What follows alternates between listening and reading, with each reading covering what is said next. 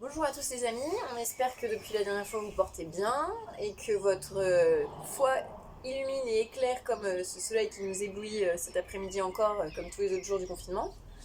On continue avec le chapitre 4 de Christus Vivit et c'est Marie qui va nous reprendre la lecture.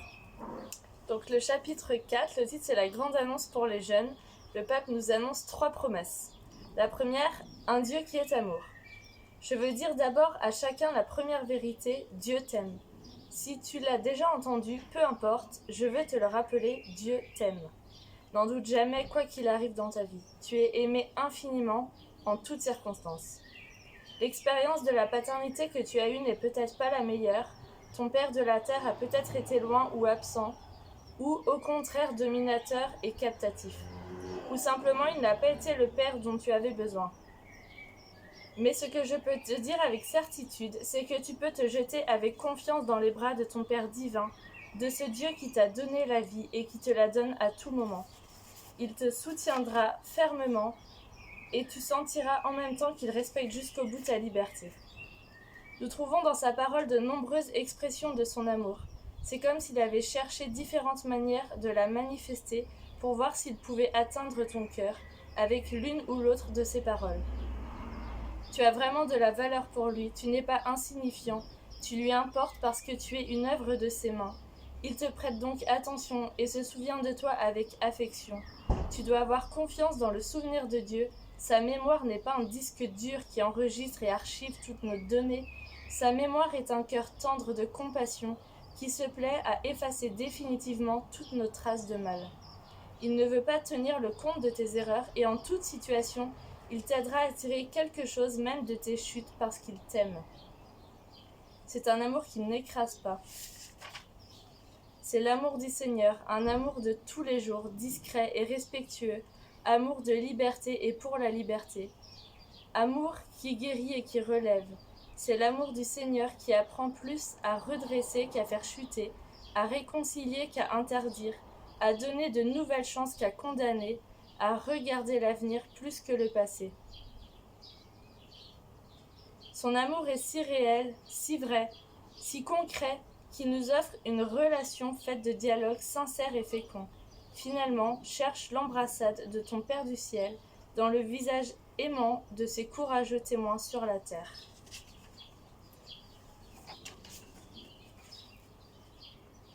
Est-ce que je crois dans l'amour de Dieu pour moi ? Est-ce que je le crois parce qu'on me l'a dit ou est-ce que je l'ai déjà expérimenté ? Est-ce que je me laisse aimer par Dieu ou est-ce que cela me fait peur, peut-être par rapport à mon histoire ?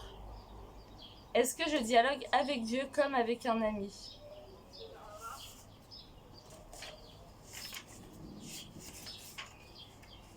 C'est pas évident de dialoguer avec Dieu comme un ami.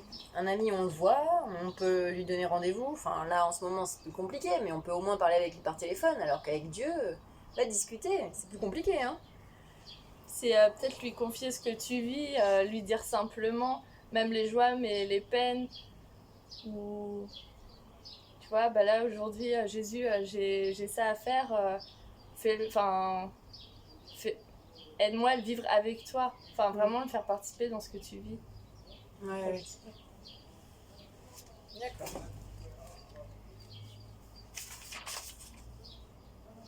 Alors maintenant, on va continuer avec un autre petit passage de Christus Vivit qui nous parle du Christ qui est vivant, il vit.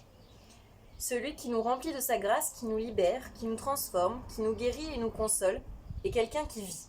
C'est le Christ ressuscité, plein de vitalité surnaturelle, revêtu d'infinie lumière. Et s'il vit, alors il pourra être présent dans ta vie, à chaque moment pour la remplir de lumière. Il n'y aura ainsi plus jamais de solitude ni d'abandon. Comme il le dit dans le chapitre 28 de l'évangile de Matthieu, « Je suis avec vous tous les jours jusqu'à la fin du monde. » Contemple Jésus heureux, débordant de joie. Réjouis-toi avec ton ami qui a triomphé. Ils ont tué le saint, le juste, l'innocent, mais il a vaincu. Dans ta vie, le mal non plus n'a pas le dernier mot. Parce que l'ami qui t'aime veut triompher en toi. Ton sauveur vit.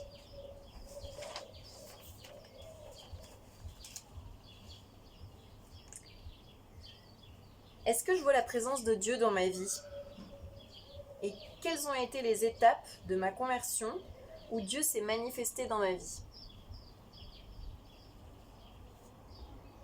Ça peut passer par des événements, mais aussi par des rencontres avec des personnes. Oui, parce qu'il peut vivre à travers d'autres personnes, et pas forcément que par des événements. Et la troisième promesse que nous allons vivre pleinement cette semaine, le Christ te sauve. La troisième vérité est que le Christ, par amour, s'est livré jusqu'au bout pour te sauver. Ses bras sur la croix sont le signe le plus beau d'un ami qui est capable d'aller jusqu'à l'extrême. Ayant aimé les siens qui étaient dans le monde, il les aima jusqu'à la fin, de l'Évangile selon saint Jean. Ce Christ, qui nous a sauvés de nos péchés sur la croix, continue de nous sauver et de nous racheter aujourd'hui avec le même pouvoir de son don total. Regarde le Christ, accroche-toi à lui, laisse-toi sauver, parce que ceux qui se laissent sauver par lui sont libérés du péché, de la tristesse, du vide intérieur, de l'isolement. Car si tu pèches et t'éloignes, il te relève avec le pouvoir de sa croix. Il nous permet de relever la tête et de recommencer avec une tendresse qui ne nous déçoit jamais et qui peut toujours nous rendre la joie. Nous sommes sauvés par Jésus parce qu'il nous aime et ne peut pas s'en passer. Nous pouvons lui faire n'importe quoi, lui nous aime et nous sauve, parce que seul celui qu'on aime peut être sauvé. L'amour du Seigneur est plus grand que toutes nos contradictions, que toutes nos fragilités et que toutes nos petitesses. Mais c'est précisément à travers nos contradictions, nos fragilités et nos petitesses qu'il peut écrire cette histoire d'amour. Il nous embrasse toujours, toujours, toujours après nos chutes, en nous aidant à nous relever, à nous remettre sur pied, parce que la véritable chute, attention à cela, la vraie chute, celle qui est capable de ruiner notre vie, c'est de rester à terre et de ne pas se laisser aider. Il nous pardonne et nous libère gratuitement. Le don de lui-même sur la croix est une chose si grande que nous ne pouvons ni ne devons payer. Nous devons seulement le recevoir avec une immense gratitude et avec la joie d'être tant aimés, avant que nous puissions l'imaginer. Il nous a aimés le premier.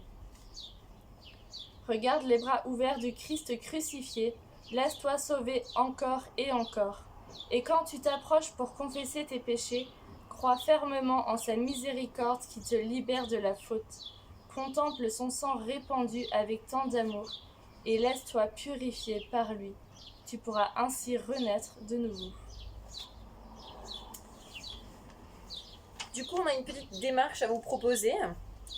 Pendant cette semaine sainte, vu que c'est pendant ce temps particulier où il offre sa vie sur la croix pour nous, on vous propose de vous munir d'un papier et d'écrire sur ce papier ce qui en vous pèse et un peu une difficulté et quelque chose que vous voudriez confier au Seigneur, en l'écrivant sur ce petit bout de papier et en mettant ensuite ce morceau de papier à côté ou derrière la croix de Jésus, comme pour signifier que vous lui confiez justement cette épreuve ou cette faiblesse, cette pauvreté, ce poids qui vous pèse, qu'il le porte avec lui sur la croix et qu'ainsi il vous aide à le transformer en quelque chose de bon et qu'il puisse porter du fruit. Bon Triduum Pascal, et puis à la prochaine.